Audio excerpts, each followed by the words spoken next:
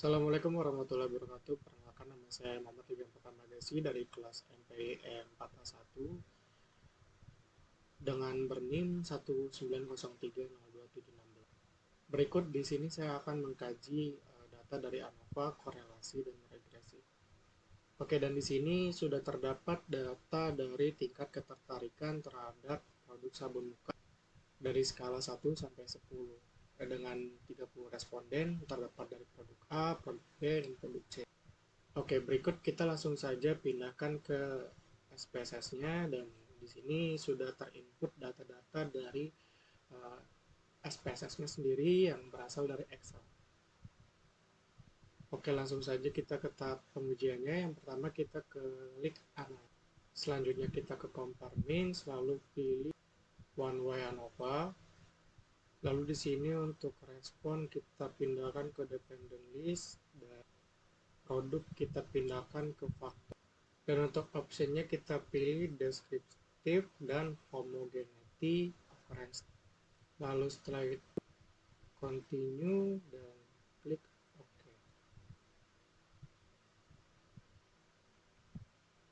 Oke, dan di sini sudah terdapat data outputnya yang berada di sini. Di sini terdapat deskriptif, test of homogeneity, lalu terdapat ANOVA, di mana telah tertera data-data dari produk A, produk B, dan produk C dari 30 responden yang sudah tersedia. Untuk produk A sendiri sebesar 45667, untuk produk B 62667, produk C 80333. Dengan total keseluruhannya itu yaitu 6,2889. Lalu untuk table test of homogeneity occurrence-nya yaitu def-nya adalah 2. Dan untuk di table ANOVA-nya itu kita akan melihat apakah akan terjadinya perbedaan rata-rata produk A, B, dan C pada tingkat signifikansi 5%. Di sini akan kita bandingkan dengan F-hitung dan F-tabel. Jika F-hitung lebih besar daripada F-tabel, maka akan terjadi perbedaan rata-rata. Jika F-hitung kurang dari F-tabel, maka akan terjadi perbedaan rata-rata dari produk A, B, dan C. Lalu setelah itu lanjut kita buka saja untuk F-tabelnya. Lalu di sini karena kita menggunakan df2, menyebutnya yaitu 88, yang dimana sama saja dengan 90 dikurang 2. Untuk 88 terdapat di F-tabel yaitu sebesar 3,10. Lalu kita bandingkan dengan F itu. Lanjut kita buka lagi datanya. Dan untuk F-tabelnya sendiri, demikian terjadi perbedaan rata-rata antara produk A, B, dan C dikarenakan F itu lebih besar daripada F-tabel. Dan selanjutnya kita akan melakukan uji regresi sederhana.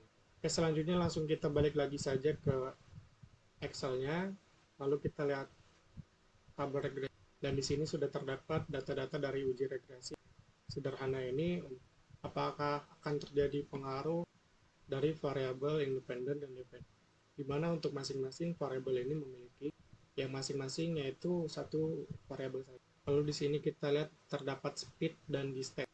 Dan untuk speed di sini untuk menandakan variabel independen. Lalu untuk distance ini menandakan dari variabel dependen. Lanjut kita balik lagi ke data pengujiannya yaitu data SPSS-nya. Dan di sini sudah terdapat data-data dari Excel yang sudah kita pindahkan tadi. Lalu berikut untuk tahap pengujiannya kita klik kembali, lalu kita pilih regression dan lalu klik linear. Dan untuk speed itu kita masukkan ke independent, lalu distance kita pindahkan ke depth.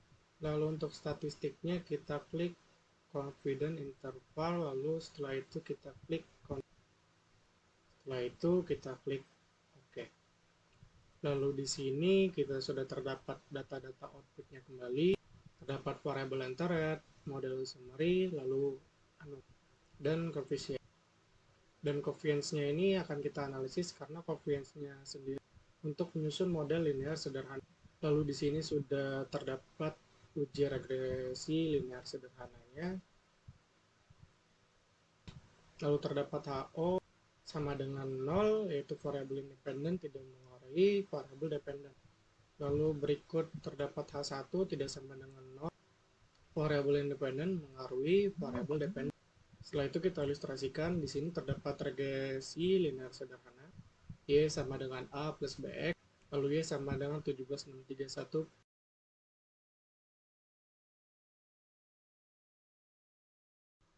Oke, dan untuk diilustrasikannya ya konstan dari negatif 17,631. Dan untuk B-nya sendiri dari 3,934. Lalu berikutnya dikalikan dengan. Dan untuk analisis ANOVA-nya itu apakah HO yang diterima atau HI yang diterima. Untuk dari data F ini itu apakah lebih besar dari F tabel, apakah lebih besar dari F itu. Jika ini lebih besar, HO akan ditolak dan HI akan diterima, begitu pula sebaliknya. Untuk DF1 dengan signifikasi 5%, lalu kita lihat di F tabelnya, di sini terlihat dari dan N-nya adalah titik 29. Kita lihat untuk F tabelnya di 29, dan untuk nilainya itu adalah 4,183, yang dimana kita akan bandingkan dengan F hitung lebih besar daripada F tabel, sehingga di sini terlihat HO ditolak, HI diterima. Ya, kita balik lagi ke data outputnya. Nah, kita lihat di sini tadi kita melakukan dua pengujian, dua. Oke, berikutnya kita akan melakukan pembahasan dari modal semua.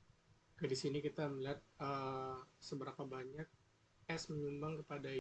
Oke, di sini R square 0,65, sehingga diketahui menyumbang terhadap Y sebanyak 2,65, sedang 35% yang lainnya merupakan pengaruh dari faktor-faktor yang bersifat random. Oke, selanjutnya kita kembali ke data Excel, kita ke regresi kedua, dan selanjutnya kita akan menganalisis dari regresi berganti. Tujuannya di sini untuk melihat pengaruh dari variabel independen terhadap dependen. Untuk dependennya itu sendiri lebih dari satu, dan untuk dependen itu hanya satu saja. Berikut sudah terdapat data dari YouTube, Facebook, dan newspaper. Dan untuk dependennya sendiri yaitu data dari salesnya. Oke, kita lanjut ke SPSS-nya yang sudah kita pindahkan tadi data-datanya dari Excel ke SPSS. Berikut sudah terdapat data-data yang kita pindahkan. Kita ke tahap pengujiannya, dimulai dari klik analyze. Lalu setelah itu kita pilih regresinya, kita pilih linear kembali. Setelah itu di sini kita reset, dan habis itu kita ganti. Oke, untuk sales sendiri ini masuknya ke dependent, YouTube ke independen, Facebook independen, newspaper independen. Untuk statistiknya kita pilih confidence intervals, lalu kita klik continue. Setelah itu kita klik OK. Oke, lanjut. Di sini sudah terdapat data outputnya, terdapat variabel enter remove, model summary, ANOVA, dan koefisien. Dan untuk koefisiennya kita akan melihat model dari linear bergandanya di sini. Di sini dari regresi linear bergandanya kita buka saja. Di sini regresi linear bergandanya Y sama dengan B0 sama dengan B1 X1 sampai seterusnya. Berikutnya Y sama dengan 17,567 plus 0,007 X1 plus 0,003 X3, yang dimana terdapat dari konstan di sini dan terdapat dari variabel independen. Dan untuk selanjutnya kita akan pengaruh dari YouTube, Facebook, dan newspaper.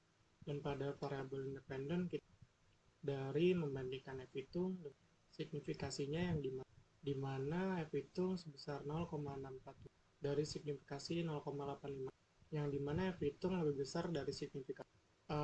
Ini berarti variabel dari atau YouTube, Facebook, dan newspaper berpengaruh signifikasi terhadap, dan ini merupakan pengujian dalam satu hari. Oke, selanjutnya kita akan lihat model dari summary-nya yang di sini sebesar 0,01, yang dimana dapat disebut satu, yang dimana variabel dari independen YouTube, Facebook, dan newspapernya itu memiliki 1% terhadap variabel dari dependen dari bagian salesnya, sehingga 99% dari pengaruh variabel itu. Faktor-faktor lain bersifat random.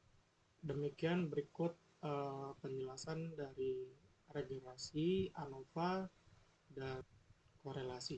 Kurang lebihnya mohon maaf. Terima kasih banyak. Wabillahi taufiq walhidayah. Assalamualaikum warahmatullahi wabarakatuh.